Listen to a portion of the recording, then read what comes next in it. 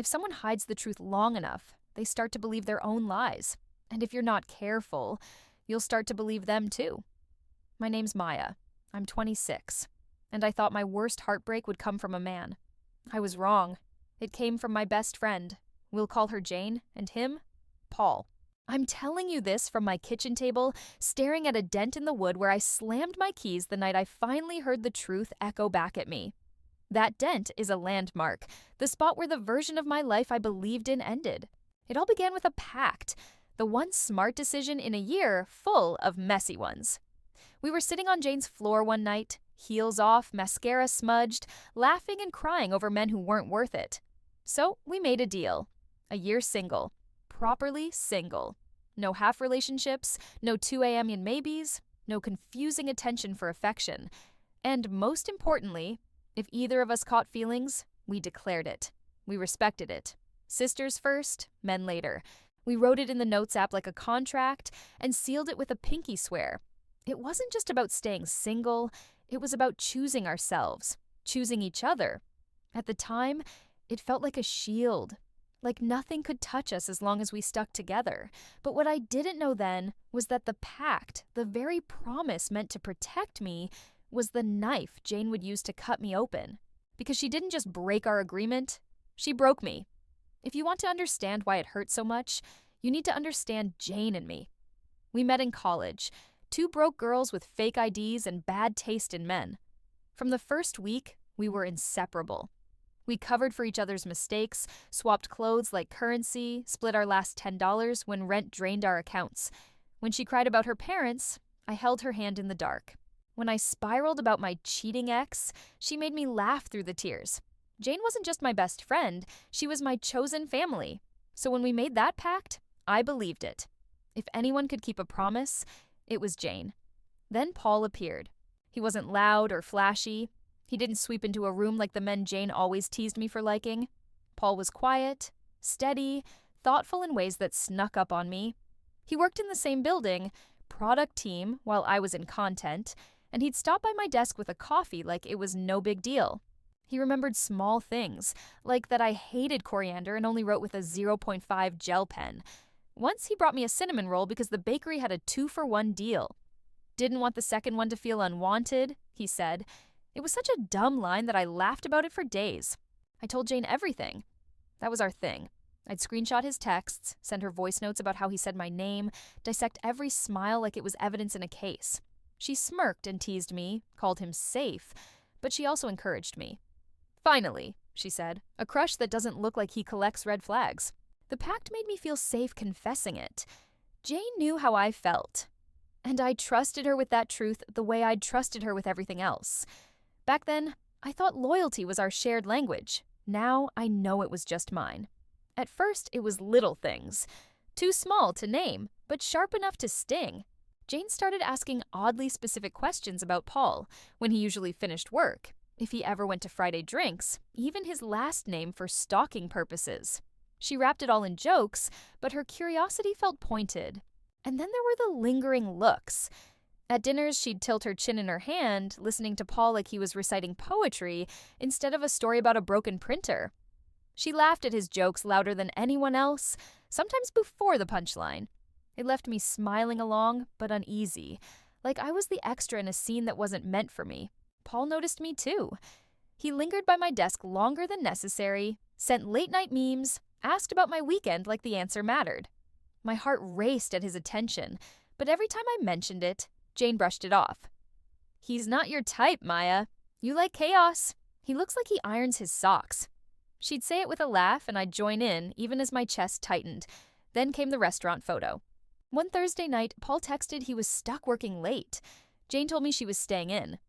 Hours later, I saw her tagged in a friend's Instagram post, laughing at a restaurant table. The problem wasn't her being there, it was who else I recognized in the blurry background. Paul. Same shirt he'd worn that morning at the office. My stomach knotted. Days later, another tag appeared, a group photo at a bar. Again, Paul and Jane. Side by side, heads tilted together like it was natural. I confronted her first. You said you were staying in. You were with Paul. She laughed it off. It's a small city. We just ran into each other. Paul's story matched hers, almost word for word. It was nothing. Don't spiral, Maya. Spiral, paranoid, overthinking, their words slice deeper than any admission would have. Because denial, spoken in unison, sounds like truth until it starts to rot. And that was the first time I wondered if loyalty wasn't a shield at all. Maybe it was just the prettiest disguise for betrayal. When I reached out for perspective, hoping someone would validate the knot in my chest, the answers only made it worse. One friend laughed. Jane, she's always been flirty. That's just her. Another shrugged. Paul's harmless.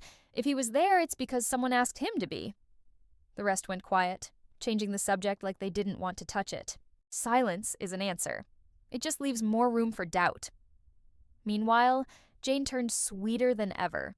She showed up with cinnamon buns, lit candles in my kitchen, said she could tell I was stressed and needed looking after. Her concern wrapped around me like a blanket that somehow felt suffocating. Paul leaned the other way, calm, measured.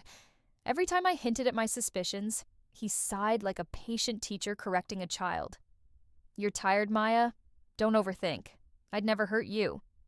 His steady voice made me feel unstable, like my pulse was too fast for the room we were standing in. I started to believe them. Or at least, I wanted to. So badly that I did the one thing no one expected. I apologized. I told Jane I was sorry for doubting her, told Paul I was stressed and projecting. They both forgave me too easily, like they'd been waiting for that moment all along. But a part of me still needed something solid. If my memory couldn't be trusted, maybe paper could. So, I started journaling. Every late night at the office from Paul went on one side of the page. Every mystery date or too tired for plans from Jane went on the other. At first it looked random, like coincidences that any busy adults might have. But as the weeks stacked up, the lines began to overlap. Friday night. Paul, client dinner. Jane, date with someone new. Saturday. Paul, working late. Jane, night in. Neither answered their phones. One or two coincidences you can excuse, but pages of them, always aligned, that isn't coincidence. That's choreography. And when I stared at those pages, my chest went cold, because the truth wasn't hiding anymore. It was right there, written in my own hand. Sometimes the universe doesn't whisper. It hands you the truth in broad daylight. I was at a cafe when an acquaintance, Emma, waved me over.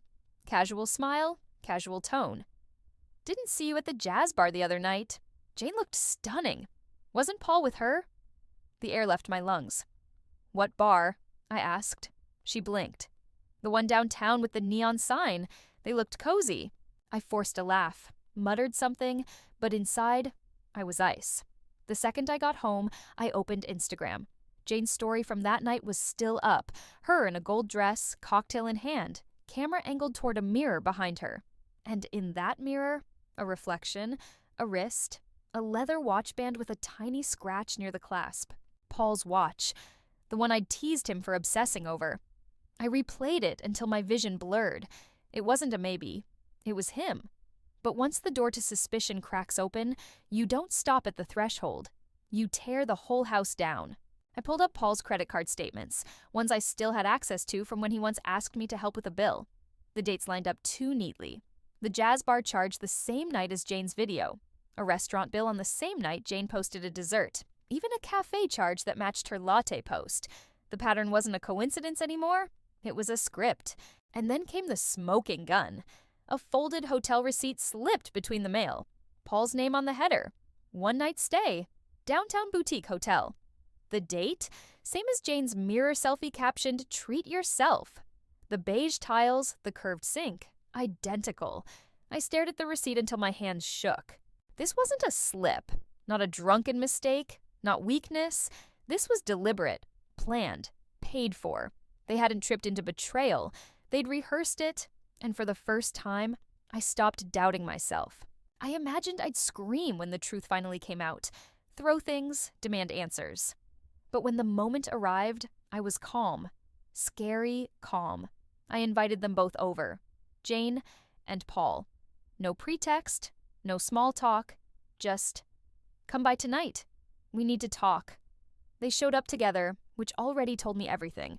We sat at my kitchen table. The same one where we'd shared birthdays, secrets, lazy Sunday breakfasts. My hands didn't shake as I laid the evidence between us. Screenshots, receipts, the Instagram reflection with his watch glinting like a confession. "Explain," I said. Jane laughed first, brittle and sharp. "You printed screenshots? Maya, this is insane." Paul sighed like he was tired of babysitting. "It's not what it looks like." "Then tell me," I pressed. "What does it look like?" They glanced at each other. Just a flicker, but enough. That glance was the loudest truth I'd ever heard. I pushed harder. The jazz bar, the hotel, the matching excuses. "Are you seriously going to sit there and tell me it's all nothing?" Jane stammered. Paul muttered. Their excuses collapsed under their own weight. And then, finally, he cracked. His voice was low, almost ashamed, but not nearly enough. "It started months ago, after she moved in. We didn't think you'd notice. Didn't think I'd notice. Like I was a ghost in my own life." Then Jane delivered the knife. Her voice was steady, almost cold.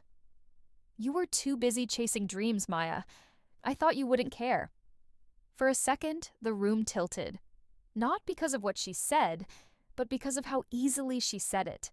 Like my trust, my loyalty, my love, all of it was disposable. I looked at them, my best friend, my crush, sitting side by side, united in cowardice. And for the first time, I realized I didn't need their apologies. Because apologies can't rebuild what betrayal burns to the ground. The night of the showdown was the last time I let either of them into my home or my head. The next morning, I didn't scream or send rage-fueled texts. I didn't demand explanations or beg for apologies that would only sound rehearsed. I blocked them both. Phone, socials, email, one swipe, one cut. And then I started over. Rebuilding wasn't dramatic. It was small, saying yes to coffee with acquaintances I'd ignored while drowning in Jane's orbit. Booking a solo trip, walking streets where nobody knew my history, where I didn't feel like a punchline in someone else's secret. Buying new furniture piece by piece, every chair and lamp a quiet reminder. This space is mine now. One night, I found the notebook where Jane and I had written our single girl pact. Promises in ink that we'd always choose each other first. I didn't cry. I didn't smile. I just struck a match and watched it burn until the words were ash. Because the truth is simple. She didn't just date my crush. She dated the part of me that trusted her. And as for them, they can keep each other. I'm keeping my peace.